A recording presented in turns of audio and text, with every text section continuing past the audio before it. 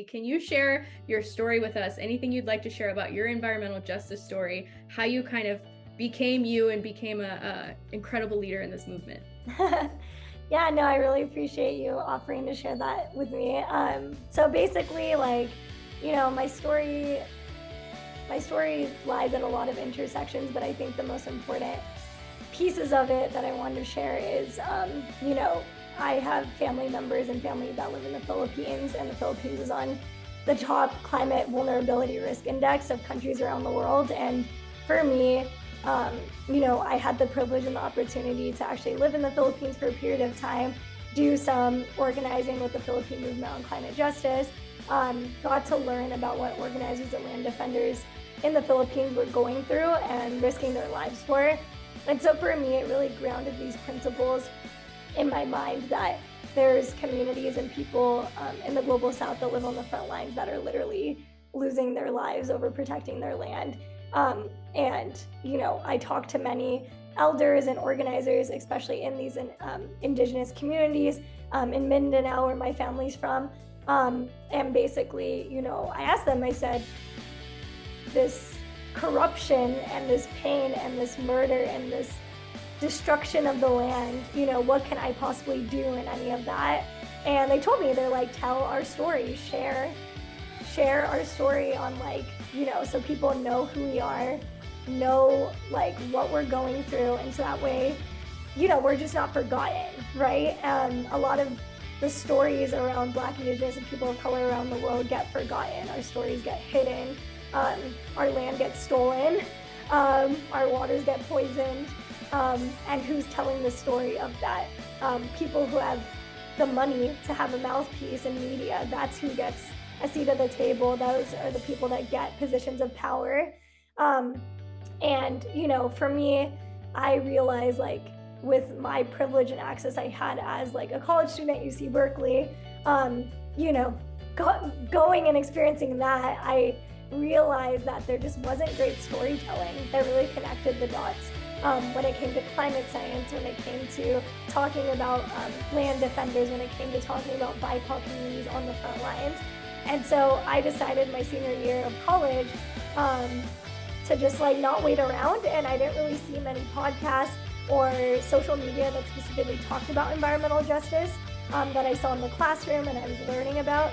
And so, yeah, it started off as a podcast where I decided to just experiment, create media that would directly talk about these stories, that would talk about the things in the communities that I felt weren't highlighted, that would, you know, uplift and amplify the leaders that I felt didn't really get their stories shown in the mainstream media.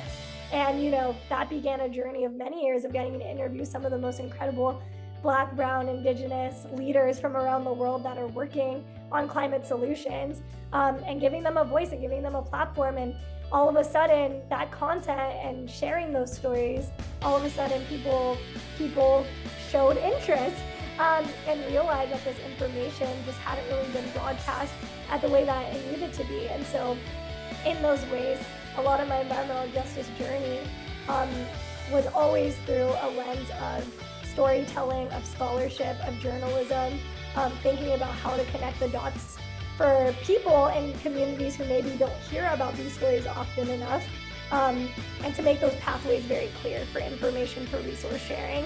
And yeah, I mean, flash forward 5-6 years later, and now I'm a, you know, full-time independent media producer.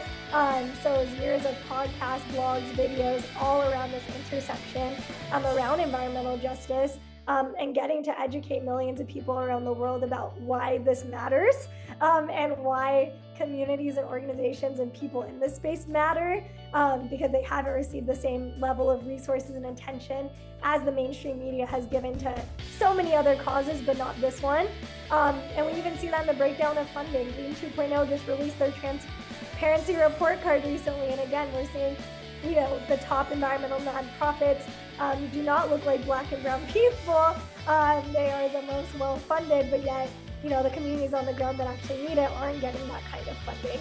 And so for me, as a storyteller, I just view my role as a bridge builder to fill those gaps, to be able to bring light and truth to those disparities, with the hopes that it can connect communities, resources, and people together in that way. Curious if you have any thoughts on kind of, especially just considering it is a really competitive field and there's not a lot of full-time, well-paid positions in this field. And we want to get way more young organizers and young Black and brown youth into these positions, because not only do they deserve it, but also it's like how we're going to win, right? It's a detriment to the movement to not have the people who have the highest expertise to be in the role.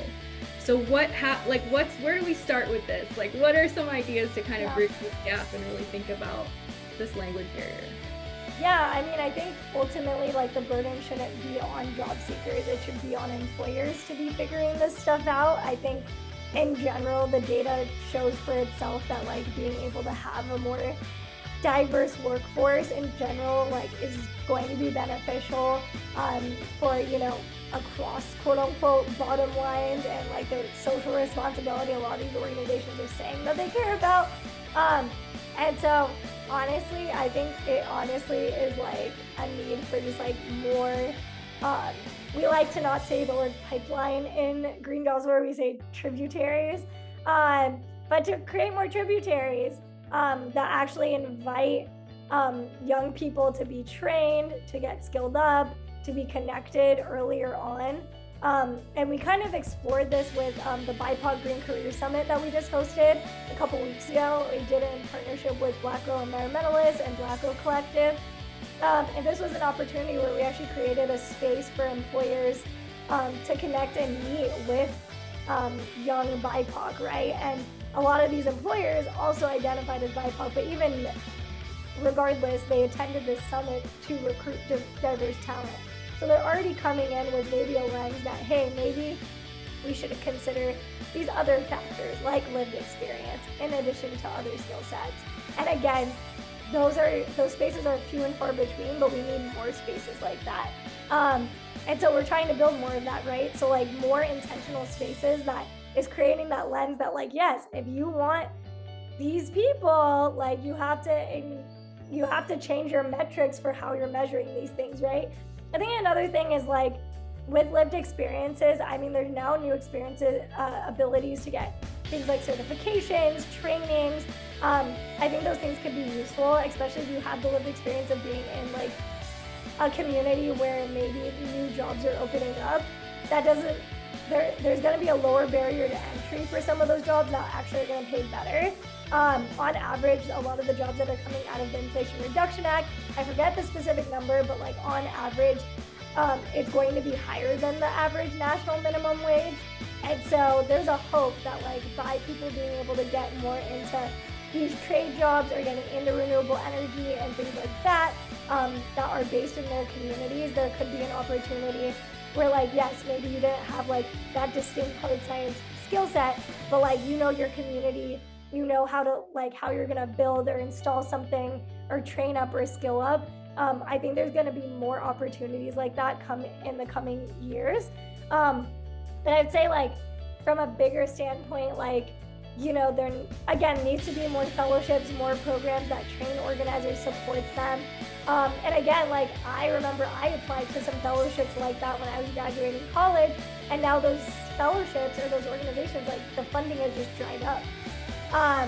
And so it's also difficult because I know some of these organizations are all about, like, well, what's the ROI? You can't get ROI on a lived experience. Like, you can't. So, like, the thing is you're always going to be taking a bit of a gamble if people don't have XYZ skill set. But I think if someone is willing to be trained, willing to be open-minded, is willing to do the work, I think that, like, people should give them a chance, Like, I have definitely, like, sometimes gone off of people being, in some ways, like, their mindset, what they want to come into the work with, even if maybe someone else has, like, 5 to 10 years more experience, because they just seem to be more of, like, a fit based on their own experiences, their vantage point of, like, what they want to bring to the work we're doing. Then, of course, I'm going to prioritize that. You know what I mean? And other people will too. So I would say, like, figure out the ways in which your lived experience has given you some sort of a skill set, because it probably has if you haven't identified it. I would use the model. It's called Ikigai. It's like the Japanese model of the, things you love, things you're good at, and things you can get paid for. Definitely using that model is really useful. But even on top of that, figuring out what actually brings you joy is the most important piece of it all. You can do all this work, you can have all these skill sets, but if you don't actually cultivate joy in what you're doing, it's going to be really difficult to fully immerse yourself in that. So it's important to find a balance on that. And then I would also say, figure out what do you feel is the work that needs to be done in the world that you think isn't being done, and figure out how you fit into that. So those are my advice for job seekers, but ultimately it's going to be a data accountability, asking these people why have you not built out the programming that's necessary for these things. So yeah.